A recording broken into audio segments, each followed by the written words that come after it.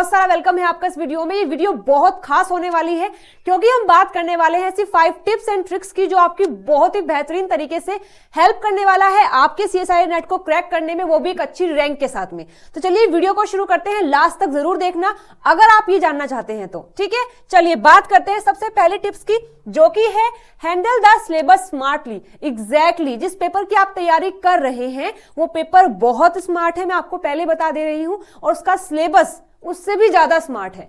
यानी कि आपको ये पेपर की तैयारी और इसका सिलेबस बहुत ही स्मार्टली हैंडल करना होगा। ठीक है, तो देखो इस पॉइंट को समझाने के लिए, यानी आप कैसे अपने सिलेबस को स्मार्टली हैंडल कर सकते हैं, उसके लिए 4 पॉइंट मैं बता रही हूं, जिसमें कि सबसे पहला पॉइंट है डोंट डू कंप्लीट सिलेबस। अब आप ये मत कहना कि अगर हमें CSIR नेट अच्छी रैंक के साथ में क्रैक करना है तो सिलेबस तो पूरा करना होगा।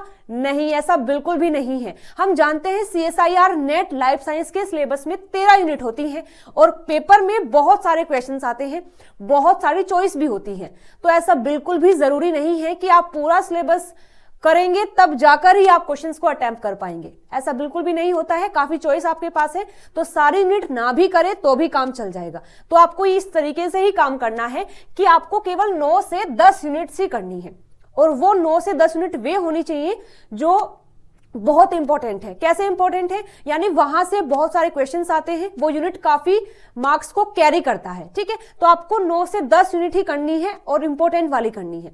लेकिन अभी भी अगर आप ये कह रहे हैं मुझे 13 यूनिट ही करनी है, चलो ठीक है, उसके लिए भी मैं कुछ बता देती हूं। अगर आपको 13 यूनिट कंप्लीट ही करनी है तो उसमें से 9 से 10 यूनिट तो आप वो करें जो इंपॉर्टेंट है, उसको कंप्लीट करें, बिल्कुल कंप्लीट, एक भी टॉपिक आपको मिस नहीं करना है।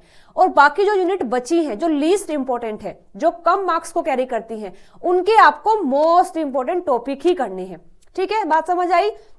या तो आप 13 यूनिट ना करें, केवल 9 से 10 यूनिट ही करें, लेकिन वो होनी चाहिए जो मोस्ट इंपॉर्टेंट है, जो काफी मार्क्स को कैरी करता है। और सेकंड, अगर आपको 13 की 13 कंप्लीट ही करनी है तो 9 से 10 तो करेंगे ही, जो मोस्ट इंपॉर्टेंट है, जो लीस्ट इंपॉर्टेंट है उनके मोस्ट इंपॉर्टेंट टॉपिक को कर लीजिए, जो हर बार क्वेश्चन मतलब जहां से आते हैं। ठीक है, तो ये फर्स्ट पॉइंट है जो आपको जरूर फॉलो करना है कि सारा सिलेबस पूरा नहीं करना है। ठीक है, सेकंड है मेक प्रिसाइज नोट्स। ये बहुत इंपॉर्टेंट पॉइंट है। क्यों है?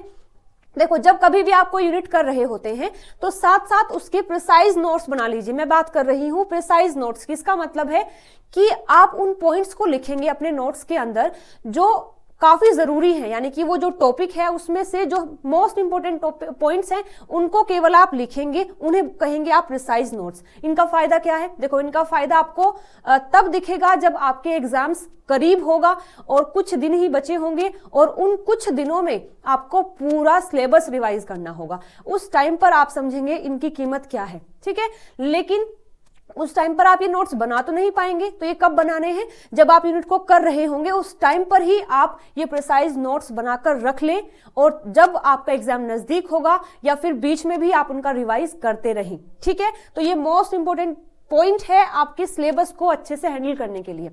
थर्ड पॉइंट है डू यूनिट्स पैरेलली। एग्जैक्टली हमारे सिलेबस के अंदर कुछ यूनिट्स ऐसी हैं जो मोस्ट इंपोर्टेंट है। अच्छा, मैं मोस्ट इंपोर्टेंट किस चीज के लिए कह रही हूं? उस चीज के लिए कि वहां से बहुत सारे क्वेश्चंस आते हैं, काफी मार्क्स को वो कैरी करती है। तो कुछ यूनिट्स हमारे सिलेबस के अंदर ऐसी हैं जो कि मोस्ट इंपोर्टेंट है, लेकिन बहुत आसान भी है और छोटी भी है, लेंथी नहीं है। छोटी छोटी सी यूनिट्स हैं, काफी इंपॉर्टेंट भी है, काफी इंटरेस्टिंग भी है। तो आपको करना क्या है, यहां आपको ये फॉर्मूला यूज करना है, इजी प्लस हार्ड।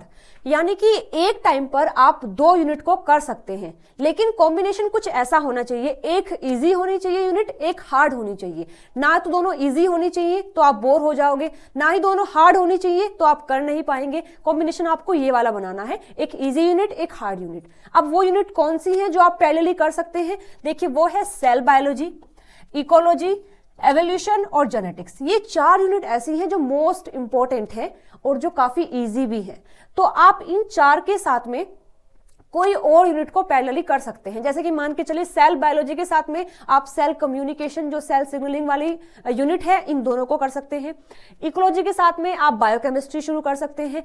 एवोल्यूशन के साथ में आप जो प्लांट फिजियोलॉजी है उसको शुरू कर सकते हैं। जेनेटिक्स के साथ में आप मेथड्स बायोलॉजी शुरू कर सकते हैं। तो ऐसा करने से क्या होगा कि आपकी 2 यूनिट एक साथ ही खत्म होंगी और साथ साथ आप उनको अच्छे से भी कर पाएंगे। ठीक है, तो थर्ड पॉइंट याद रखना है, डू यूनिट्स पैरेलली। एक इजी एक हार्ड का कॉम्बिनेशन लेकर आपको चलना है। ठीक है, फोर्थ पॉइंट है do part A also. Exactly, बहुत सारे बच्चे ऐसे होते हैं जो पार्ट ए को करते ही नहीं है। वो कहते हैं कि पार्ट बी और सी से ही हम क्रैक कर लेंगे।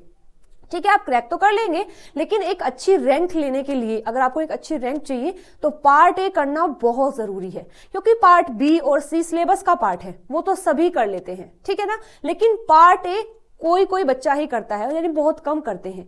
ठीक है, तो अगर आप पार्ट ए कर लेते हैं तो पहले ही आप उनसे अलग हो जाते हैं जो केवल बी और सी ही करते हैं। ठीक है, तो आपको पार्ट ए भी करना है। उसके लिए क्या करना है, आपको रोज 1 से या फिर 1.5 घंटा आप अपने पार्ट ए के लिए दे सकते हैं। इसमें कुछ भी नहीं करना है, जो PYQs आए हैं उनको सोल्व करना शुरू कर दे। ठीक है, जो क्वेश्चन बाय क्वेश्चन आप उनको सोल्व करना शुरू कर देंगे। 1 घंटा भी अगर आप रोज दे अपने पार्ट ए को, तो पेपर के टाइम तक आपका पार्ट ए इतना तो हो ही जाएगा कि आपको 10 से 15 नंबर आराम से दे दे। और अगर आप इस पेपर की तैयारी कर रहे हैं तो आप जानते ही होंगे 10 से 15 नंबर की वैल्यू क्या होती है ना। ठीक है, तो ये 4 पॉइंट ऐसे हैं जो आपको जरूर फॉलो करने हैं जब आप सिलेबस के बारे में बात करेंगे। ठीक है, चलिए तो आगे बात करते हैं सेकंड टिप पर। फर्स्ट टिप समझ आई, तो हम बात करेंगे सेकंड टिप क्या है। Do recalling after revision. मतलब क्या है, आपको पहले तो रिवीजन ही करना है, फिर रिकॉलिंग भी करना है। ठीक है ना, कई बार हम क्या करते हैं, देखो पहले मैं बता देती हूँ उनका डिफरेंस क्या है, रिवीजन का और रिकॉलिंग का। रिवीजन का मतलब है कि आप देखकर चीजों को याद कर रहे हैं, जो भी आपने नोट्स बनाए हैं आप उन्हें देख देख कर याद कर रहे हैं, उसे बोलते हैं रिवीजन। और रिकॉलिंग का मतलब है कि आप अपने माइंड में उनको याद कर रहे हैं, मतलब देख कर याद नहीं कर रहे हैं। आपने एक बार याद कर लिया है, फिर आप बैठकर आराम से दिमाग में सोच रहे हैं कि मैंने क्या कुछ पढ़ा है। तो रिकॉलिंग इज मस्ट। ठीक है ना, लेकिन रिकॉलिंग के लिए पहले आपको रिवीजन भी करना होगा। ठीक है ना, पहले आपने पढ़ लिया है, पढ़ने के बाद फिर आपने नोट्स बना लिए हैं, नोट्स बनाने के बाद आप 2 से 3 बार रिवीजन कर ले, उसका देख देख कर याद कर ले। लेकिन 2 से 3 बार रिवीजन करने के बाद रिकॉलिंग जरूर करनी है। होता क्या है कि रिवीजन करने से, यानी कि देख देख कर याद करने से आपको ये लगता है कि मुझे याद हो गया है, क्योंकि आप देख कर याद कर रहे हैं। और मैं ये कहूं कि रिवीजन एक चीटिंग भी है, क्योंकि जैसे आप देख लेते हैं आपको लगता है कि मुझे तो याद है, लेकिन आप देखेंगे कि रिवीजन करने के बाद जब आपको ये लगे ना कि मेरा सब चीजें याद हो चुकी हैं, आप एक बार रिकॉलिंग करना, आपको खुद पता लग जाएगा कि आपको कितनी चीजें याद हुई हैं। ठीक है ना, तो रिवीजन करने के बाद आपको रिकॉलिंग जरूर करनी है। देख देख कर याद करने के बाद आपको वो सब चीजें अपने दिमाग में भी सेट करनी है, क्योंकि जो चीजें आपके दिमाग में सेट हो गई हैं आप उनको कभी भी नहीं भूलेंगे, लेकिन जो आपने देख कर याद किया है आप उनको भूल भी सकते हैं। ठीक है, तो ये सेकंड पॉइंट है जो कि मोस्ट इंपॉर्टेंट है। सिलेबस को कंप्लीट करने के बाद रिवीजन करें और फिर रिकॉलिंग भी करें, केवल रिवीजन से ही ना अपना काम पूरा कर ले, रिवीजन के बाद रिकॉलिंग। ठीक है, सेकंड पॉइंट। थर्ड टिप की बात करें तो ये है प्रैक्टिस प्रैक्टिस प्रैक्टिस। एग्जैक्टली, ठीक है ना, आपने सारा सिलेबस भी कर लिया है, रिवीजन भी कर लिया है, रिकॉलिंग भी कर लिया है, लेकिन प्रैक्टिस नहीं किया है तो एग्जाम में बिल्कुल भी अच्छा परफॉर्म नहीं कर पाओगे। ठीक है, तो प्रैक्टिस बहुत जरूरी है। और करनी कैसे है, प्रैक्टिस के लिए 2 तरीके हैं। एक, सबसे पहले तो आप करेंगे PYQs, यानी जो पास्ट ईयर क्वेश्चंस हैं उनको सोल्व करेंगे। और अगर आप CSIR नेट की तैयारी कर रहे हैं तो वहां के जो क्वेश्चंस हैं वो भी करने हैं, ICMR से जो क्वेश्चंस आए हैं वो भी करने हैं, DPT का पेपर भी आपको सोल्व करना है, बार का पेपर भी आपको सोल्व करना है, या फिर इनसे अलग भी जो लाइफ साइंस के रिगार्ड में एग्जाम्स होते हैं उनके सभी पेपर जो क्वेश्चंस आए हुए हैं उनको प्रैक्टिस करना है। केवल नेट से ही काम नहीं चलेगा। ठीक है ना, यस। दूसरा ये है, जैसे ही आपके PYQs कंप्लीट हो जाए आपको मॉक टेस्ट भी देना है। मॉक टेस्ट में क्या होता है, वो क्वेश्चंस नहीं होते जो PYQs हैं, यानी अलग क्वेश्चन को फ्रेम किया जाता है। तो जैसे ही आपके PYQs कंप्लीट हो जाए मॉक टेस्ट भी आपको देना है। आपने आपको इस तरीके से हैबिचुअल कर लेना है क्वेश्चंस को कि कोई भी नया क्वेश्चन आए तो आपको डर ना लगे, आपको लगे कि ठीक है पहले भी किया है अभी भी कर लेंगे। ठीक है। तो इस तरीके से आपको प्रैक्टिस करनी ही करनी है, ये मस्ट है। रिवीजन भी, रिकॉलिंग भी, प्रैक्टिस भी, ये बहुत इंपॉर्टेंट पॉइंट है जो आपको हमेशा फॉलो करने हैं अपनी तैयारी के दौरान में। ठीक है, चलिए तो बात करते हैं नेक्स्ट की, रेगुलरिटी। देखो क्या है कि ऐसा बिल्कुल भी ना करें कि एक दिन तो आपने फुल एनर्जी के साथ में पूरा दिन पढ़ दिया, लेकिन दूसरे दिन, अगले दिन आपने कुछ भी नहीं पढ़ा। ऐसे तो कोई भी फायदा नहीं है पढ़ने का। तो आपको रेगुलरिटी को मेंटेन करना है। अपनी तैयारी के दौरान एक टाइम फिक्स करना है कि मुझे 5 से 6 घंटे पढ़ना है, तो उस टाइम पर मेंटेन रहें। ठीक है ना, उस टाइम को ही फॉलो करते रहें। 5 से 6 घंटे रोज निकाल लें अपनी स्टडी के लिए। ठीक है, तो रेगुलरिटी मस्ट है। अब इस रेगुलरिटी को भी कंटिन्यू रखने के लिए आप 2 पॉइंट्स को फॉलो कर सकते हैं। सेल्फ मोटिवेशन आपके पास होना चाहिए। सेल्फ मोटिवेशन यानी आपको पता होना चाहिए कि ये पेपर मैं क्यों कर रहा हूं, इस पेपर की तैयारी मुझे क्यों करनी है, ये पेपर मुझे क्यों देना है।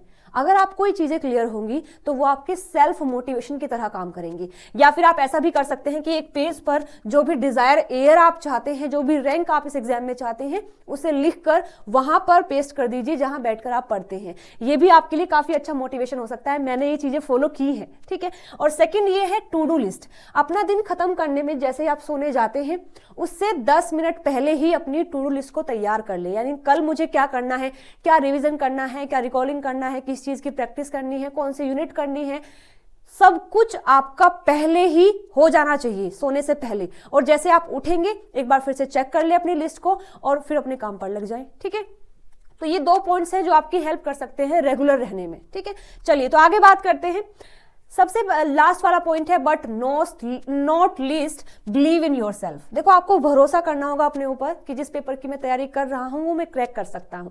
अगर आपको खुद पर ही विश्वास नहीं होगा तो कैसे आप कर पाएंगे, नहीं कर पाएंगे ना। खुद को इस तरीके से इमेजिन कीजिए कि ठीक है सबने ये एग्जाम किया है, मैं भी कर लूंगा, मैं भी कर सकता हूं। तो आपको अपने ऊपर भरोसा रखना है कि कोई बात नहीं है, पेपर ही है, हम क्रैक कर देंगे। ठीक है, तो यस, इस तरीके से आपको अपने ऊपर भरोसा रखना है। अब ये सारी टिप्स तो हम कंप्लीट कर चुके हैं। अब आपके लिए बोनस टिप है फ्रॉम माय साइड, वो ये है डू सम फिजिकल एक्टिविटी। अपने दिन की जो शुरुआत है वो कुछ फिजिकल एक्टिविटी से करें। उसमें क्या कर सकते हैं आप, साइकिलिंग कर सकते हैं, मेडिटेशन कर सकते हैं, योगा कर सकते हैं, डंबल उठाकर थोड़ी सी प्रैक्टिस कर सकते हैं, है ना, योगा कर सकते हैं। ये सब पॉइंट, उसमें से कोई एक पॉइंट उठाकर 15 से 20 मिनट अपने दिन की शुरुआत में इसको दे दें, तो आप पाएंगे कि जो भी काम आप पूरा दिन कर रहे हैं उसको अच्छी एनर्जी के साथ में, आपका मन भी खुश रहेगा, बूस्ट भी रहेगा, और आपका जो बॉडी है वो भी आपको सपोर्ट करेगा जितना भी आप पढ़ना चाहते हैं। तो आप पाएंगे कि अगर आप फिजिकल एक्टिविटी से अपना जो डे है वो शुरू करते हैं तो आपको बहुत अच्छा फील होगा और आप काफी प्रोडक्टिव होंगे। ठीक है, तो ये कुछ टिप्स हैं मेरे साइड से जो आपको फॉलो करनी है यदि आप CSIR नेट की तैयारी कर रहे हैं। ठीक है, वीडियो में अभी तक बने रहने के लिए बहुत सारा धन्यवाद है। अभी भी कोई डाउट है तो मुझे कमेंट में आप पूछ सकते हैं। Thank you so much. मिलते हैं अगली वीडियो में एक नए टॉपिक के साथ में।